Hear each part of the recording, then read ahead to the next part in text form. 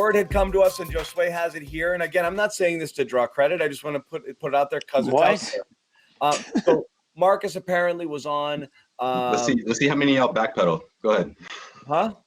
No, I want to see how many you guys backpedal. No, not one bit. What I will say is I will defend one person in this thing, but Marcus Smart actually calls out the Garden Report by name in a post-game interview with Max, talking about his on-the-ball defense. It's been brought up on this show before that Marcus he's not regularly assigned the other team's really quick, jittery, two-guard, top scorer sort of person, and we've talked about whether or not Marcus is that kind of guy. I don't think he's been that kind of guy for a couple of years, despite the fact that he's Defensive Player of the Year. I think he's much better guarding bigger physical guys or out of position. We saw the job he did on Zion the other day. He still draws tough assignments, but whether or not he's able to stay in front of really quick, jittery, score first guards, I don't know if that's the case. I don't know if it's really ever been the case, truthfully. But that came to his attention in some way, and he flat out said, and I think he attributed it to Sherrod.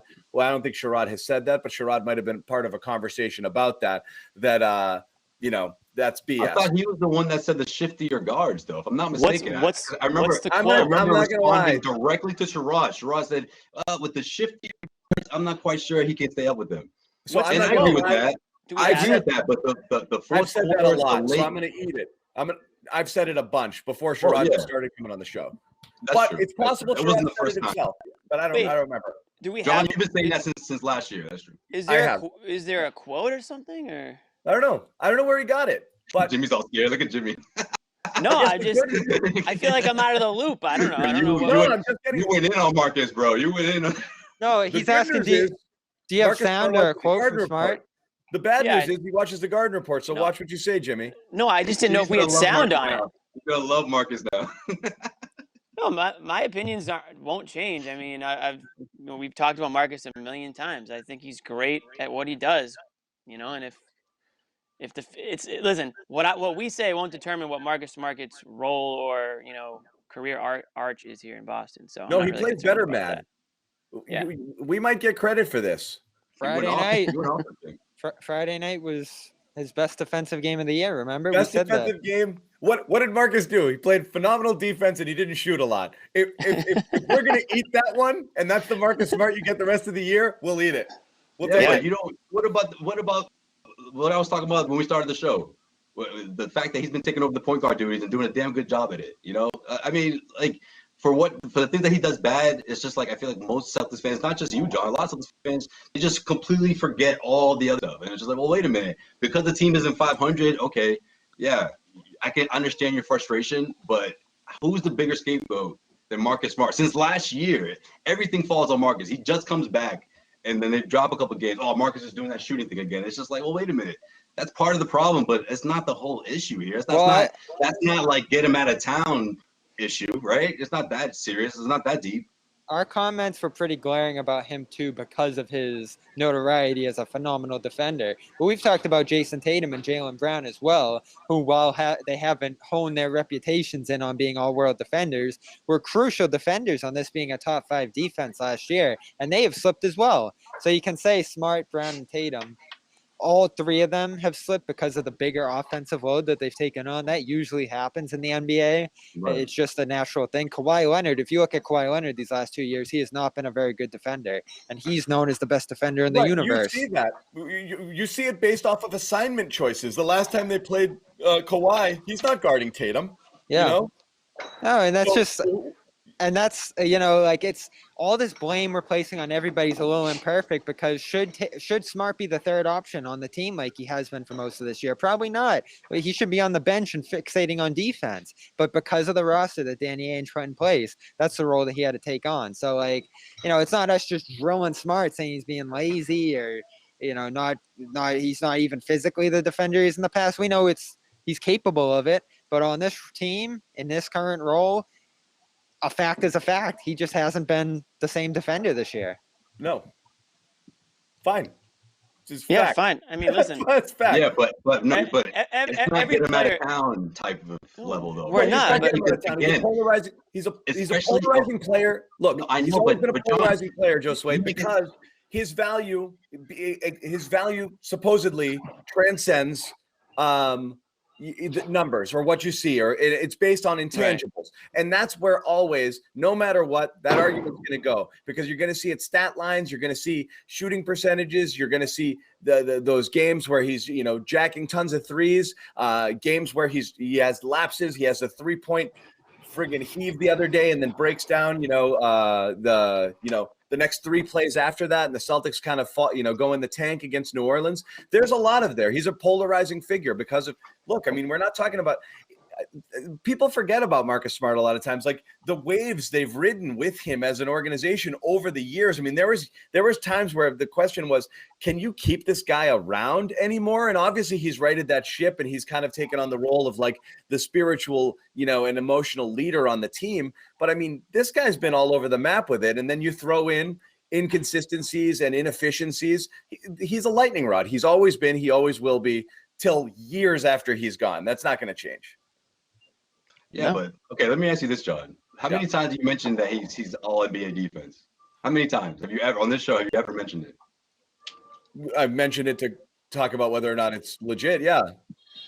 No. Well, no, not even. You didn't even mention it. You just talk about, he's regarded as his defensive god, but never once do you mention his biggest accolade. Like, you know what I mean? Like that's where I'm getting at, John. Like it's just like people, it's easy to forget because you're so to speak in your feelings about this team. What's wrong with this? What's wrong? Oh yeah, Marcus again. And so yeah, that's on the list, but it's a long list of things that's with this team. But that's the thing. And Smart was out forever too. Let's not forget that. He was out for like over 20 games. No one talks about that. No, but listen, the issue that people have with Smart is it's not. Listen, his defense isn't the issue. You can say that maybe it hasn't been up to par with what we've seen in the past, and maybe he doesn't make all NBA defense this year. I don't know, but the issue is when the shots start to go up in numbers and they're not falling, and sometimes he might make a pass that maybe he shouldn't have made, a little extra boneheaded play, something like that. That's what frustrates people. It's not people getting mad at him because of his defense. It's people saying, why is he taking 16 shots? That's when people get upset with him. Yeah, but then it's like when you're in the middle of an argument and it's like, and you know what, on top of everything, you're not even that good at defense. You know what I mean? Like that's been the narrative. That's what people say now. You got to stick with the facts on it. What we're saying is he the guy who is locking down another like dynamic scoring guard game after game? You give him that assignment and he chases that guy around all game. I get what you're saying. How many 40-point games from from scorers are we?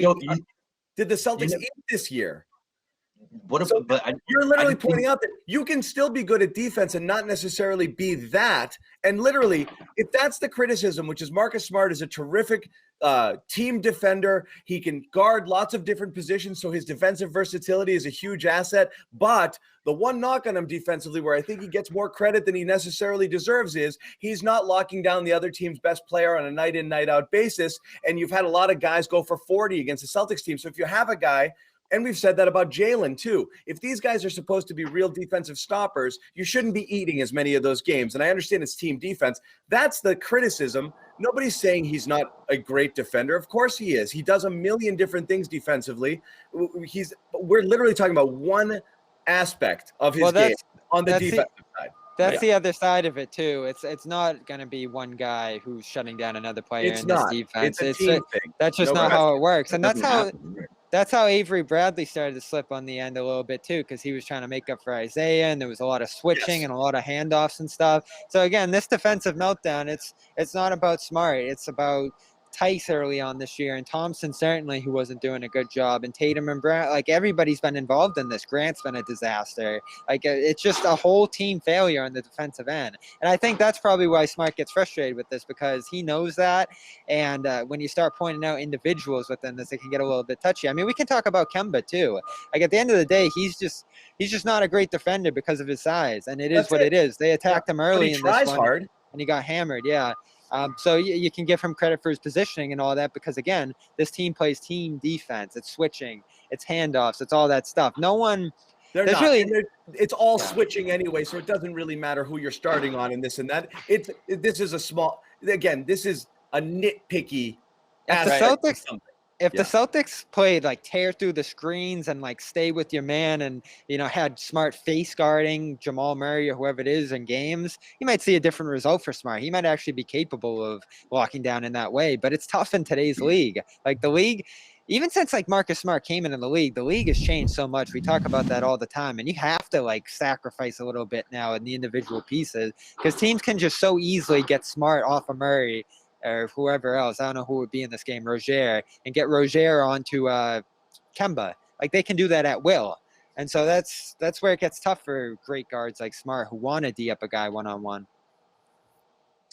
Yeah, I mean, I don't know. Smart's an emotional guy, so he's gonna, if he, if you could, it's like anybody else in the world. You say 100 great things about them and then one bad thing. They're only gonna think about the one bad thing. So yeah. But we still, Smart gets a lot of criticism. From I know, but just fans and media general, though, yeah.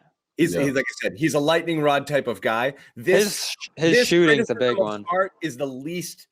Like I said, is of all of the things, as Josue said, that people pick on with Smart, whether it's this show, this chat, general media, fans on Twitter, it's not this aspect of his game. This is something that we mentioned that I don't know that he necessarily is the guy who locks down, players or is playing at the best level one-on-one defensively.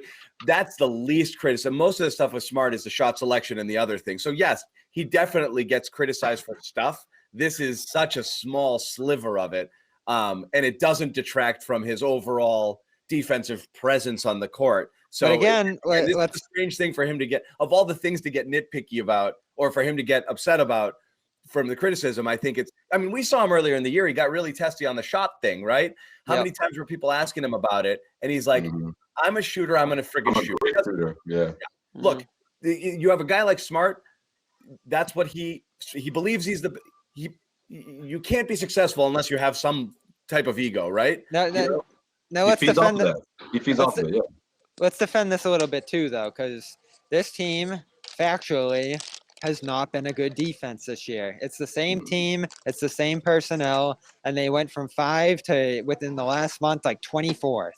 So what is it? Is it effort? Is it engagement? Is it individuals within it? We have to consider all of this because no one on this team is going to call out individuals and they're all going to say it's a team. So you got to go down the list and start approaching everybody's role in it all, especially the best defenders who have been held to that standard over time. Like Jalen's gotten it too, right? And Tatum, you've mentioned it. It's across the board. Yeah. It's across the board. I just think 100%. I think what led into that conversation, or at least how it got so heated or whatever it was, but it was this before the deadline or right after? Either way, it was about Gordon. Could the Celtics have exactly the Gordon? Do you make a deal? Is Marcus Smart according to Mark Murphy? Was he the deal breaker? Is he the reason why Aaron Gordon is not on the Celtics right now? Right. And that's what led to this whole conversation, and I think that's what we forget. And we have reports too. It wasn't a conversation about Marcus. What is it? Marcus isn't that good of a defender anymore. It's more of how valuable is Marcus on the Celtics compared to other teams. I think that's how the whole thing started. Various people have reported too that Smart heard his name in rumors and did not like it. And there was word of a sit down with Ainge where Ainge said, you were never on the table. Yep. So again, this is a very frustrating time for him because it felt like he was on the verge of heading out of town. That's what I mean. The thing with Marcus Smart getting upset about a comment about, is specifically whether or not he's a, terrific on the ball defender or able to guard quick mobile guards I think is really more of a reaction to his name coming up makes you have a debate on whether or not Marcus Smart should still be here. And when that comes up, it's a full autopsy, it's an audit. Everyone spends all the time talking about what you do and don't do and whether it's worth you being traded or not. And the people who want to make the trade are going to point out all of your warts. And that's why people hate having their names come up in trade discussions, because then everyone sits here and says, I'm all set with it. If consensus, and we saw it building both in, like, you saw Twitter polls, in our chats, people were ready to go. Like, yep, let's move on from this guy, even though people love him and they think he's a heart and soul player and they think he's a one-of-a-kind guy. It seemed and that wasn't right. Yeah. It seemed like the vibe was, it's about time to move on here. And when you start to hear that stuff, that sucks. Well, it was more like, if it happens, if it happens, it happens. I think people were resigned to the fact that it could have happened, and And people probably should have labored over it a little more. I think people get caught up in that deadline flurry. They want to see action. They want to see players flipping here and there. And you don't even get into the fact that you can make a trade and make yourself worse. And I labored over that one for days and days. I still haven't even decided over it. Because, again, what's Gordon? We can pick Gordon's game apart for days and days. It was anybody's game apart. Yeah, It wasn't a no-brainer at all. And again, I think we were all in a similar place on that one. Like, it might be a good idea just given where Smart is, but man, you could rip Smart out of this room and just watch the house fall. Yeah, that's what I mean. And that was my main point. I'm like, okay, maybe he's not locking down the Kyrie Irvings of the world or whatever, this year, but it's the culture. He's the anchor of the defense, and it's a culture that starts and ends with him. It's not sure they struggled a bit when he wasn't there. Sure. Yeah, they did win some games as well, but I just think all of that, again, that value is not the same on another team. It's exclusively for the Celtics, and hence why he has the team-friendly deal. It all lines up. Bad team defense, bad all year with him here. Bad when he was gone. It's just not been good. There's other stuff too, though. I mean, we think about his fiery personality, his ability to call guys out. He's going to be the guy who freaks out in the room. I don't think anyone else in that room is going to do that. We talk about Brad, that not being Brad's role. So if you pull him out of that and you bring in another guy in Gordon, that's another intangible loss for the team. Again, what have we talked about where you lose with Smart if you made this trade? It's you don't have another playmaker right now, and right now you have to have him out there distributing because nobody else is doing it. Especially with Kemba's condition. So you have to. And two, that kind of motivator guy. What are the two knocks on the team right now? Nobody's getting them the ball, and so they need a little kick in the ass because they come up with low energy. That's Smart's job. So when you're talking about trading him, you're giving up two things that you desperately need in the moment, which is what made the Gordon conversation a difficult conversation, which is, Gordon seemingly has the type of skill set and a player that you're looking for, but they don't have anybody who can simulate what Smart does for the team. And if you remove it, how much are you losing? It could be a ton. You might not really notice it, and then you move on, and that's that. Right. But that's the debate. That's all. That's the debate. Credit to Danny Ainge too, though. They got the player in the position they needed. They got it for very cheap, and they retained Smart and all their picks into the future, which is all you could ask for. Like, this team was begging for an upgrade. They got one. It's working out so far, and now they get to keep Smart. They get to keep these picks to use in future deals. I came out of that deadline absolutely thrilled, even though they didn't get the Gordon thing done. I feel better about it now after watching Fournier the last couple of days. But again, you want to see it high level. It's less about the player and more about what happens next with the next year and how much you pay for them. And like I said, re-signing Smart, extending Rob, and doing Fournier. That's a lot of money you're going to have to pay just to keep this team together. I don't know how much closer it gets you to a championship. So it's less about the player. I do want to see Fournier do it against better teams.